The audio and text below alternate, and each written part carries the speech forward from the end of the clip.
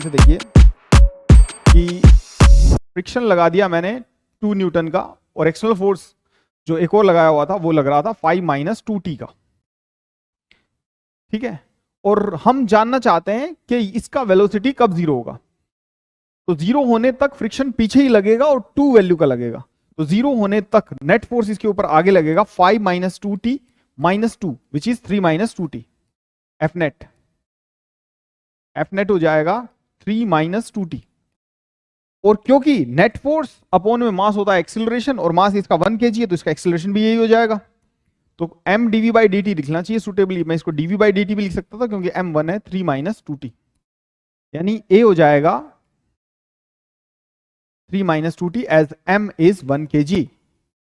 अब आप यहां पे ध्यान से देखेंगे तो हमें चाहिए change in velocity which is zero. शुरू में भी जीरो थी, अंत में भी जीरो थी, वो टाइम हमको चाहिए इस क्वेश्चन में। तो it should be 3 - 2t into dt, और 0 to 0 हमें इसको इंटीग्रेट करना है, और इसको t बराबर 0 पर जो वेलोसिटी 0 थी और t बराबर t जो वेलोसिटी 0 थी, यहां से ये आ जाएगा v is equals to 3t - t square, 3t - t square, और हमें वेलोसिटी चाहिए 0 लिमिट्स पुट करने के बाद ऑफ कोर्स। तो यहां से t बराबर 0 एक ऑब्वियस आंसर है, दूसरा आंसर है t इक्वल्स टू 3 सेकंड, यानी t बराबर 3 सेकंड बाद ये ब्लॉक रुकेगा, यानी कि फ्रिक्शन t बराबर 3 सेकंड्स तक मैक्सिमम लगता रहेगा। क्योंकि फ्रिक्शन, मैं अगेन दोहरा देता हूं, एक्सटर्नल फोर्स को अपोज करने की बजाय अपोज करता है रिलेटिव मोशन को।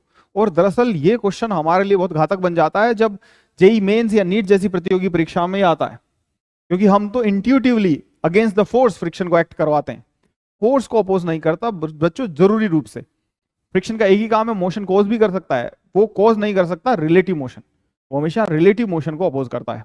इस बात को ध्यान में रखेंगे।